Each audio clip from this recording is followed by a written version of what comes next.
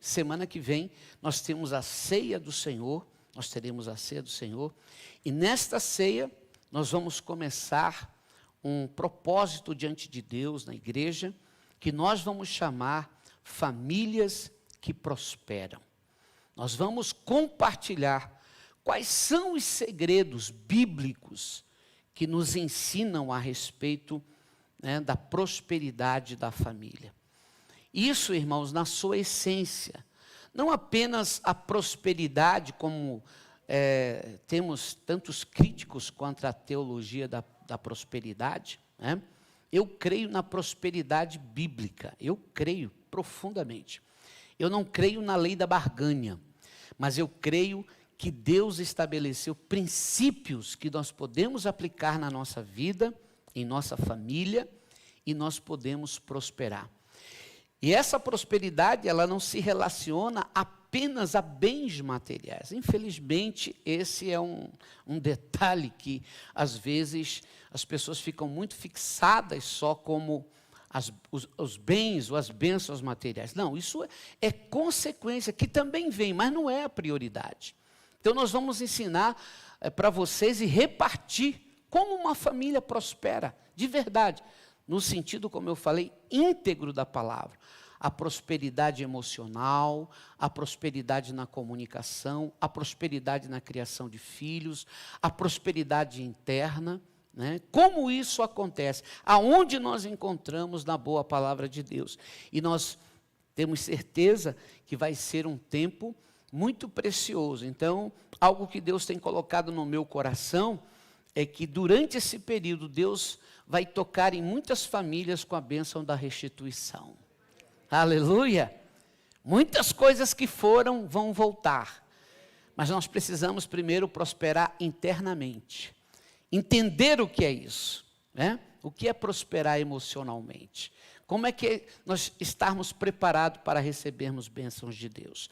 Amém? Então, domingo, na ceia do Senhor, nós estaremos fazendo isso. Teremos também a distribuição do kit já a partir de terça-feira. Você pode passar na igreja, você que está aqui me assistindo, para receber o nosso kit, retirar, você que vai tomar a ceia em casa. E você que pode, venha, porque é tempo de encorajamento. Abra agora a boa palavra de Deus, irmãos, no livro do profeta Isaías, capítulo 6 do profeta Isaías. Nós vamos ler do versículo 1 ao versículo 8. E você que não tem a sua Bíblia, se puder colocar e jogar no telão aí para a gente. Versículo 1 ao versículo 8. Isaías, profeta Isaías, se você pode abrir ou ligar, o seu smartphone, acompanhe com a gente.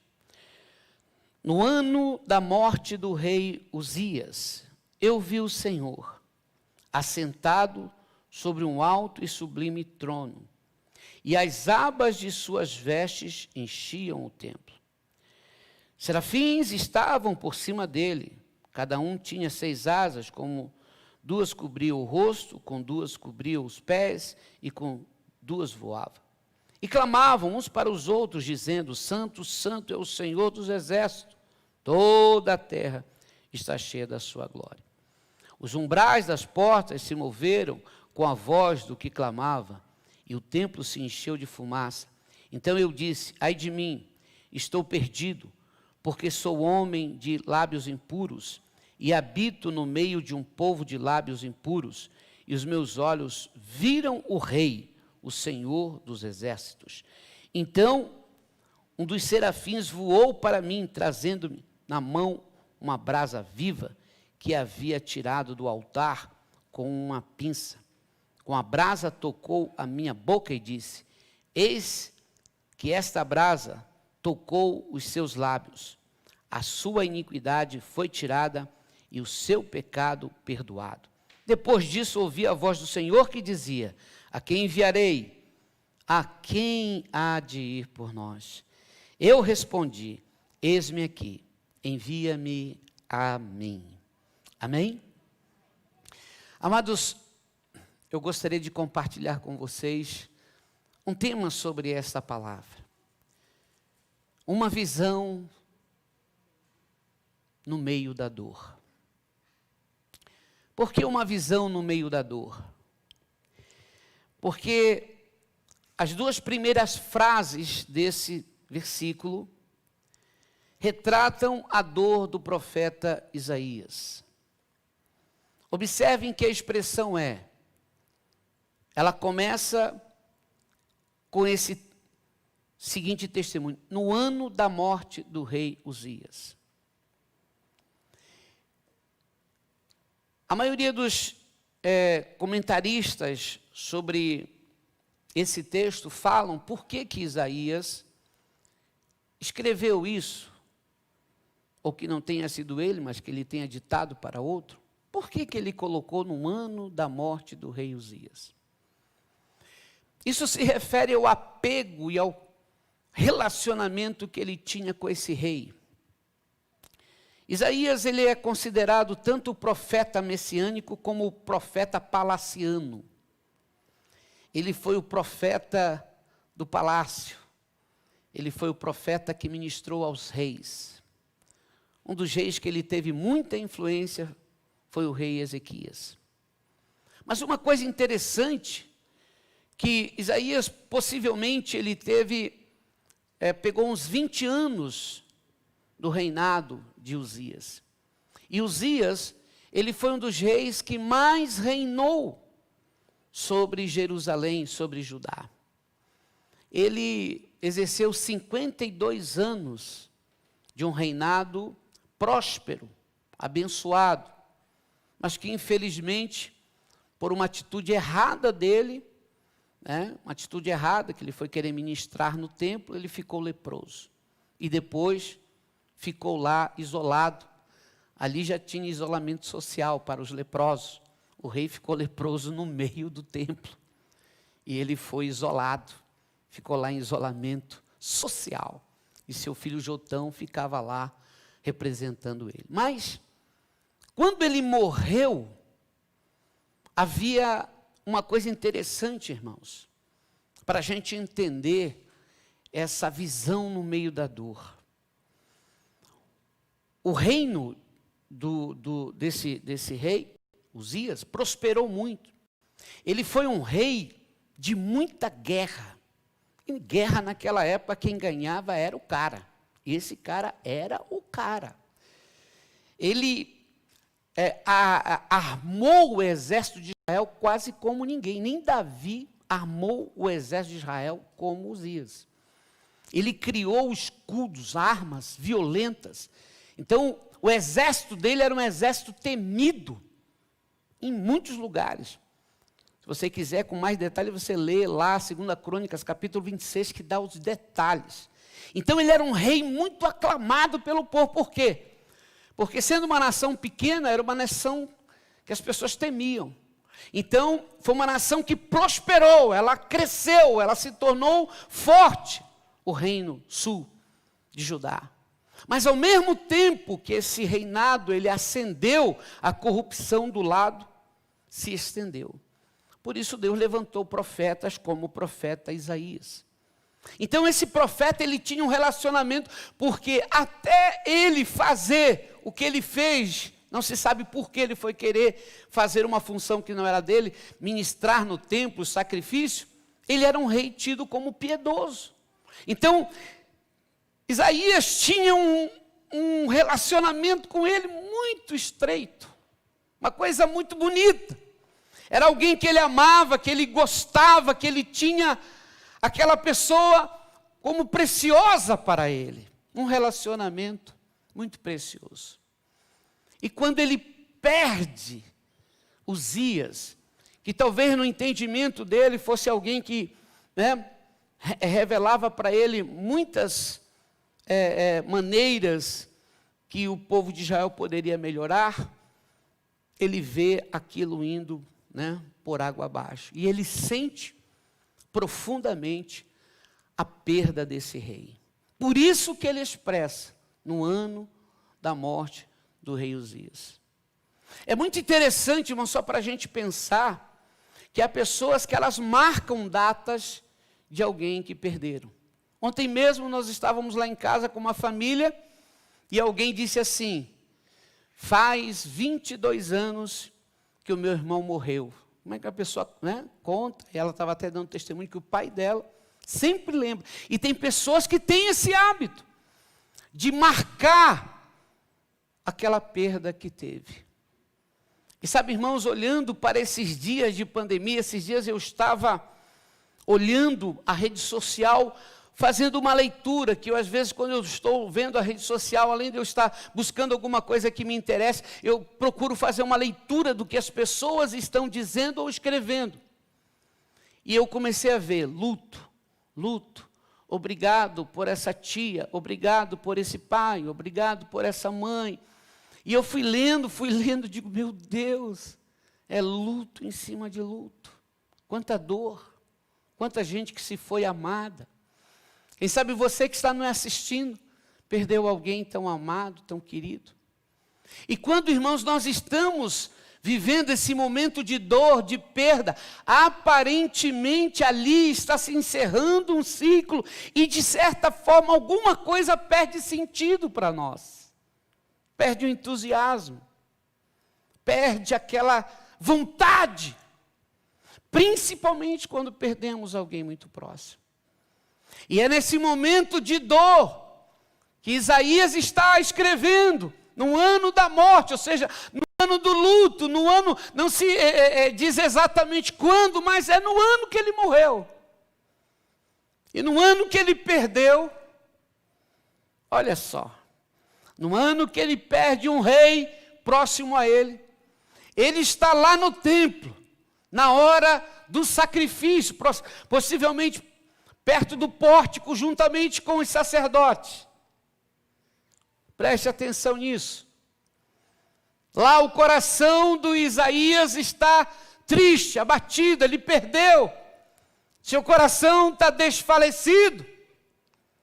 E ele está lá, talvez, naquele momento que ele chora a dor da perda de um rei amigo. E ele está vendo lá o sacrifício, a fumaça subindo, as brasas no altar, que isso ficava na parte exterior, que compunha o templo. O templo tinha o local do sacrifício, depois o santuário, depois o santo dos santos. Mas esse lugar era um lugar que as pessoas às vezes assistiam esse sacrifício. Era um momento de adoração. Ouça isso. Ele perde um rei amigo. Mas agora, na hora da sua dor, ele vai ter a visão do Rei Eterno. Aleluia. Digam amém. Vai entendendo o que Deus quer falar conosco nesta manhã. Nesse momento de dor, que ele perde um rei amigo, ele começa a ter a visão do Rei Eterno. A sua dor lhe empurra para uma experiência inusitada, sobrenatural, extraordinária. Agora ouça. O coração dele, talvez o que ele estava ouvindo, dentro de toda aquela região e de Jerusalém, Uzias morreu, Uzias leproso, Uzias isso, e talvez muitos comentários, como nós muitas vezes, irmãos, quando perdemos alguém que amamos, ouvimos tantos e tantos comentários. Agora ele está ouvindo tantos e tantos comentários e ele está abatido, porque ele perde alguém que era do seu coração. Então, observe isso. Enquanto ele ouve o que está acontecendo aqui, na terra, na terra dos viventes, é a mesma coisa, irmãos, olha, preste atenção nisso.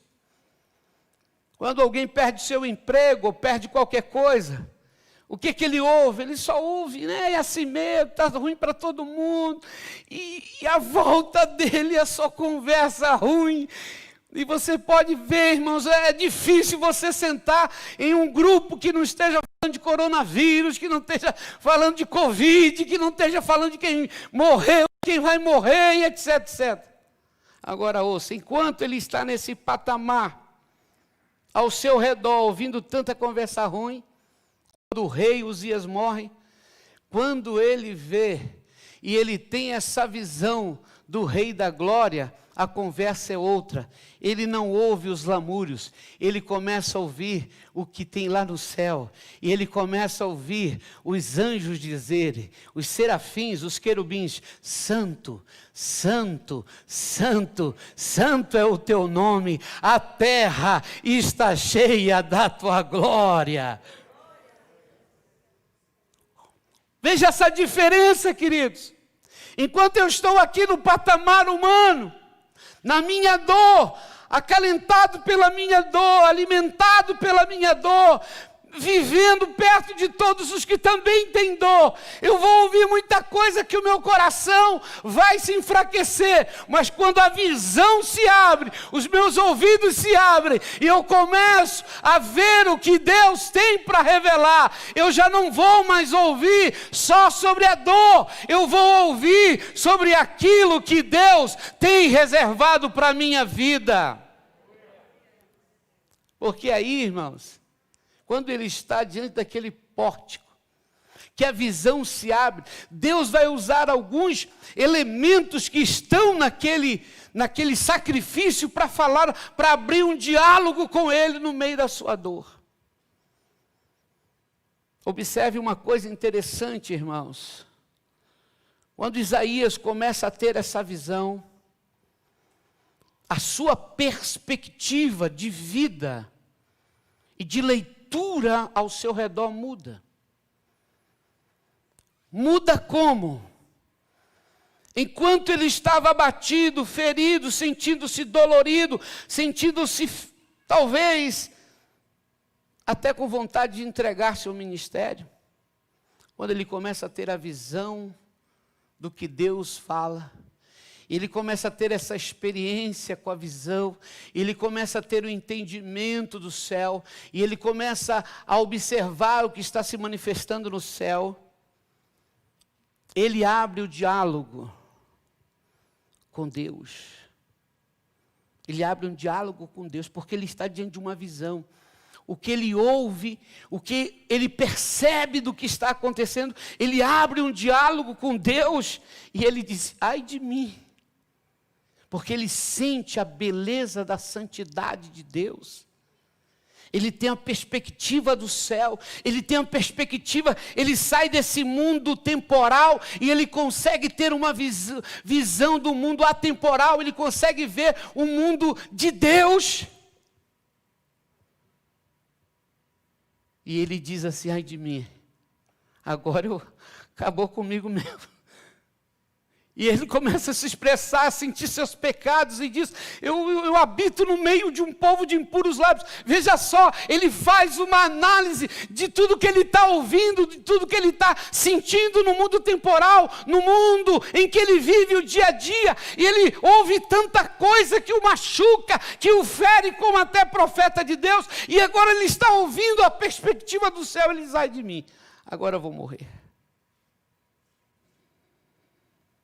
E ele diz: ai de mim, sou homem de lábios impuros e habito no meio de um povo de lábios impuros, e os meus olhos viram o Rei, o Senhor.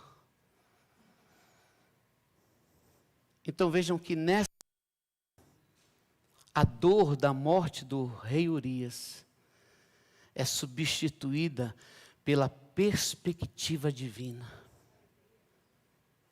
Ouça, amados, isso é uma coisa muito importante para a gente pensar. Não há esperança para muitas pessoas, infelizmente. Por quê, pastor? Porque a perspectiva deles é apenas terrena. A perspectiva deles é apenas o que o coronavírus está fazendo, ou vai fazer, ou como vamos viver.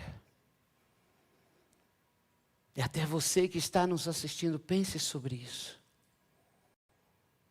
Aqui Isaías estava diante da morte, sentindo o seu luto, mas agora ele é transportado para uma outra coisa, e ele começa a fazer uma leitura. E vou dizer uma coisa para vocês, irmãos. se a nossa mente for totalmente dominada somente por tudo que estamos ouvindo, por todas as perspectivas humanas e temporais, a maioria de nós vai perder a esperança. Mas eu tenho uma convicção no meu coração e espero que isso nasça no seu coração. A minha perspectiva, todas as manhãs, é que Deus se levantará e algo se manifestará da parte de Deus na minha vida. Ouça, eu não sei se você perdeu alguém querido, um amigo, um colega, um parente, para esse Covid. Eu não sei qual é o ano do teu luto, mas eu quero te dizer, meu querido, de todo o meu coração, esse Deus está acima dos nossos lutos.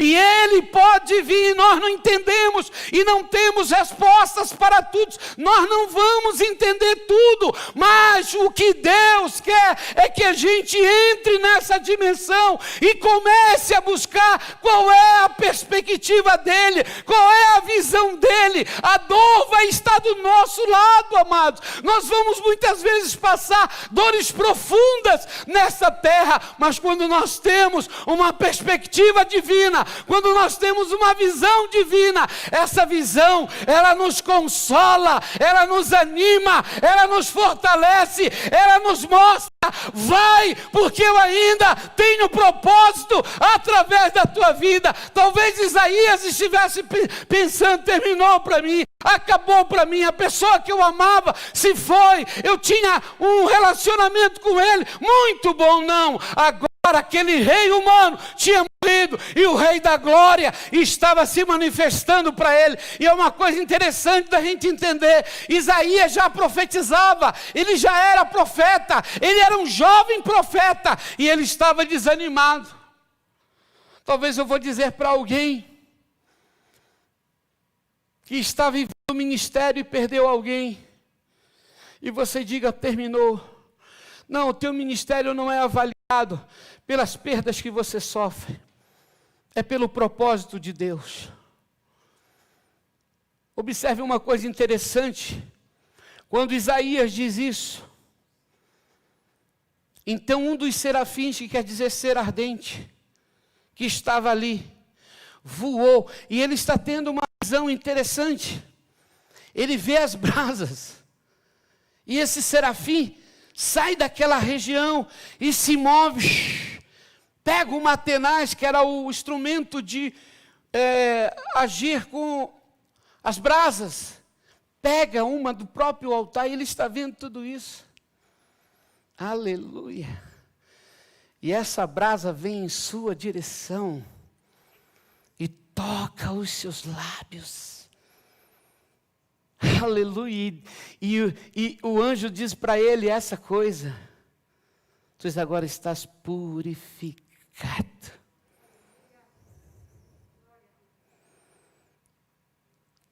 Oh, amados, preste atenção numa coisa, quando Deus começa a revelar algo para nós, isso fala do trabalhar de Deus na vida de um homem e de uma mulher de Deus.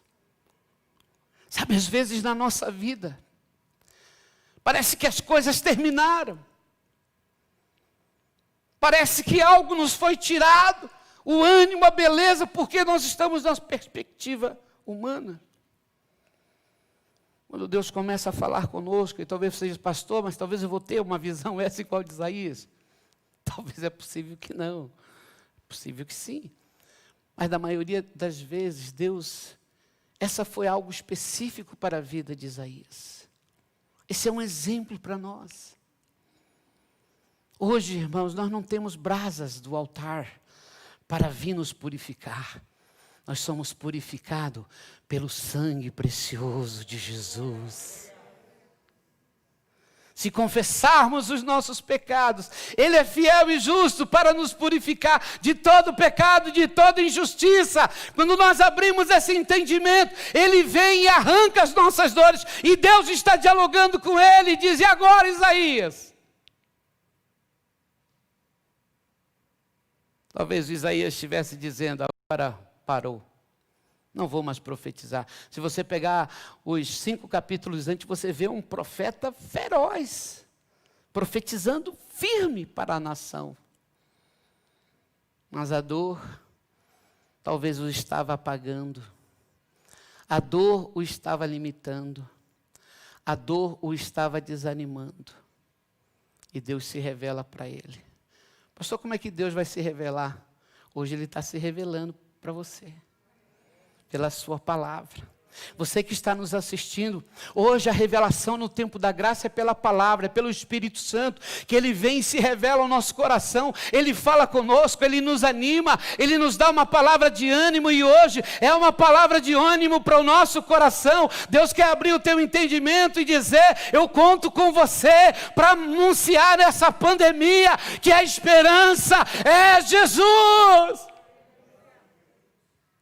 Que o corpo pode falecer, mas há uma vida eterna em Cristo Jesus. Essa é uma chamada para a igreja que tem uma perspectiva divina, não apenas uma perspectiva temporal das coisas que podem vir e acontecer. Não, amados, a pergunta de Deus é para Isaías: e agora? Isaías, quem vai a esse povo? Você vai agora. E ele diz: eis-me aqui, envia-me a mim.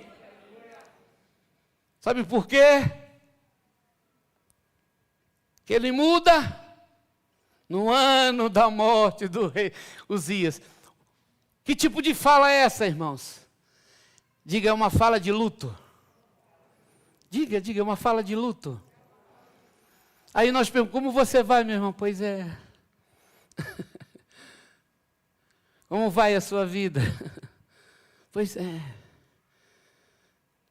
A fala do luto, irmãos, é a fala dos dias.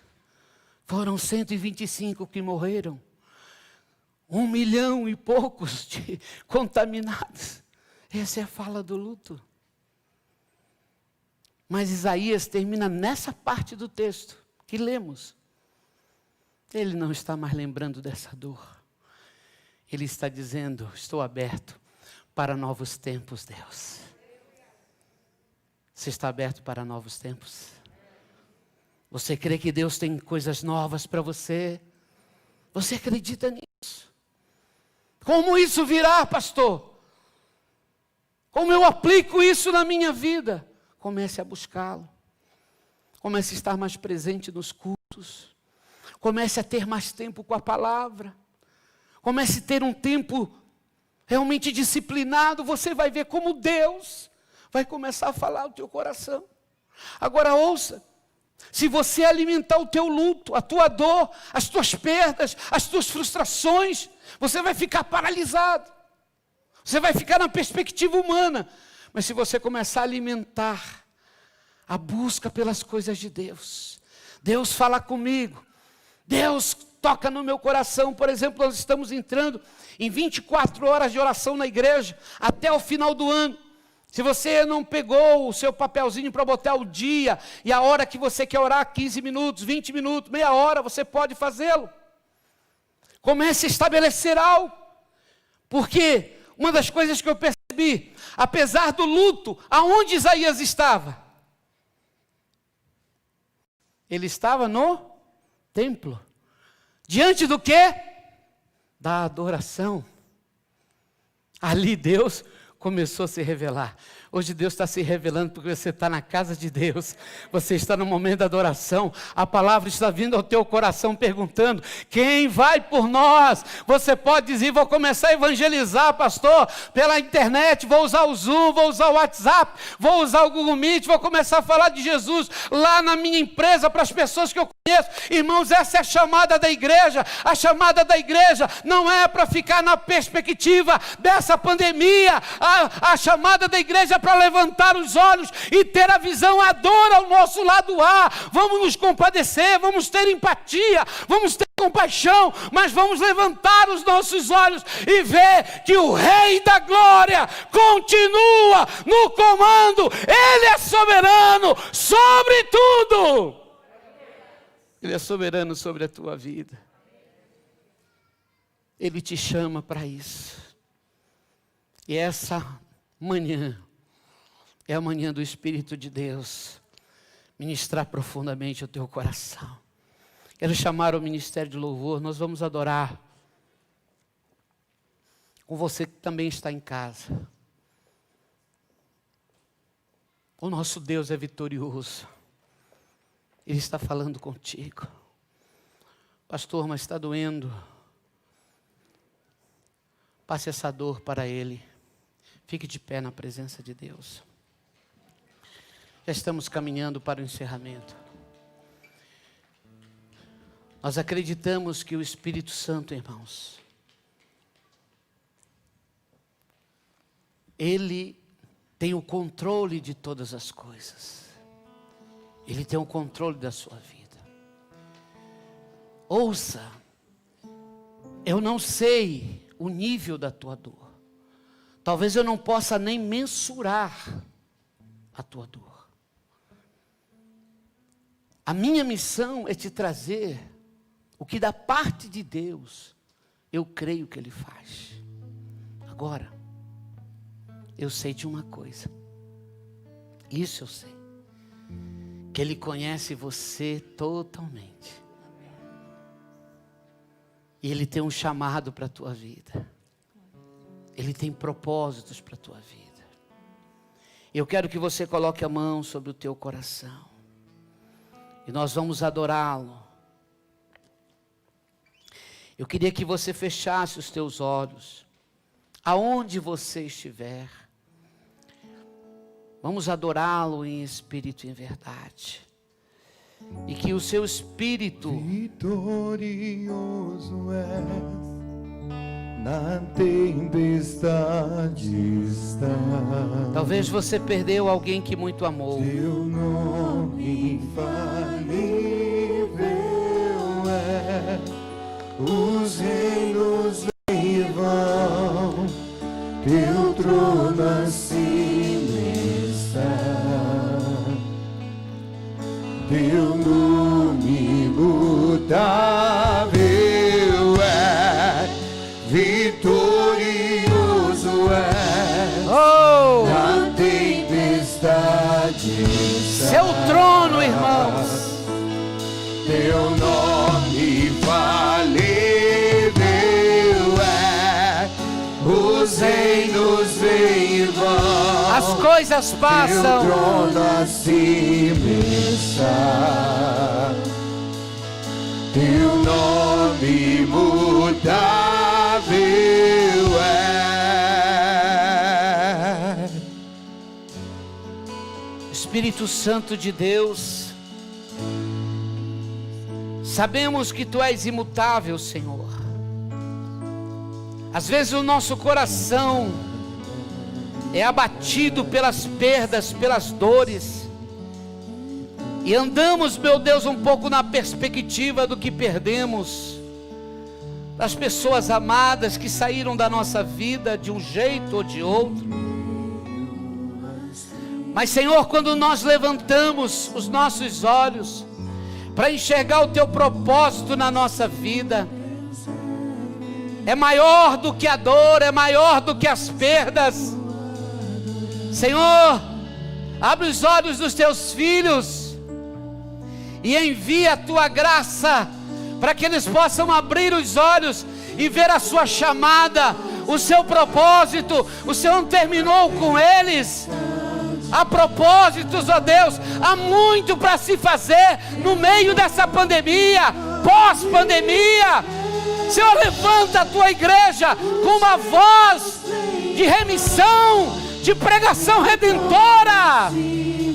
Aleluia! Declare, levante as suas mãos.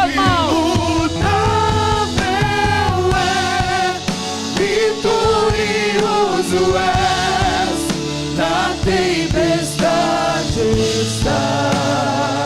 Oh, Teu nome infalível é, os reinos vêm e vão. cante, amado. Eu oro para que Deus abra o teu entendimento. Teu nome imutável Receba entendimento da palavra, espírito de sabedoria, espírito de revelação,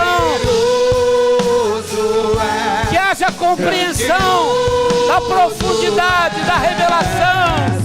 Que vem aos céus,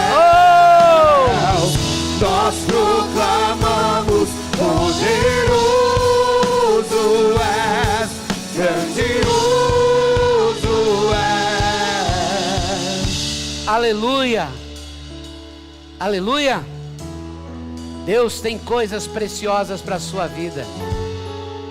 Ele tem visões maravilhosas. Amém? Senta 2 minutinhos, irmãos, só para a gente dar essas orientações e encerrar.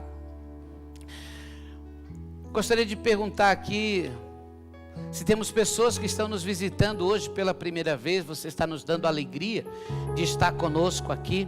Você nunca esteve nesse ambiente. Você pode dar um tchauzinho? Tem alguém que nunca esteve com a gente? Temos ali 2 pessoas. Sejam bem-vindas, queridas.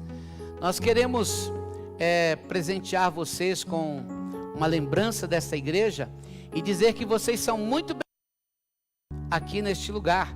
Que o amor do Pai se derrame no coração de vocês, que o Espírito Santo faça coisas extraordinárias. Não esqueçam, gente, terça-feira, 20 horas, para todos que querem aprender com o pastor Josaldac. Vamos também fazer online, principalmente por causa do grupo de risco. Quinta-feira, o nosso culto presencial, profetizando bênçãos com o pastor Norte e a sua equipe, presencial e online. Deus tem uma palavra de vida, de poder para a sua vida.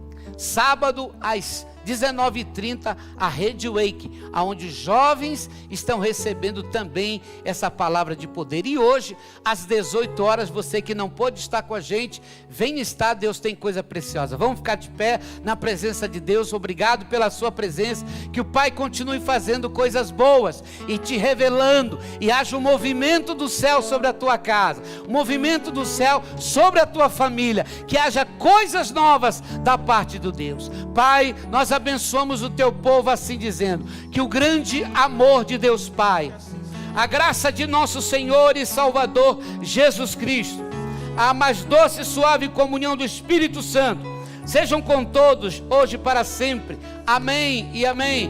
Bom dia, queridos. Pai seja convosco. Vá em paz. Vou botar aqui. Aqui, ó. Como um trovão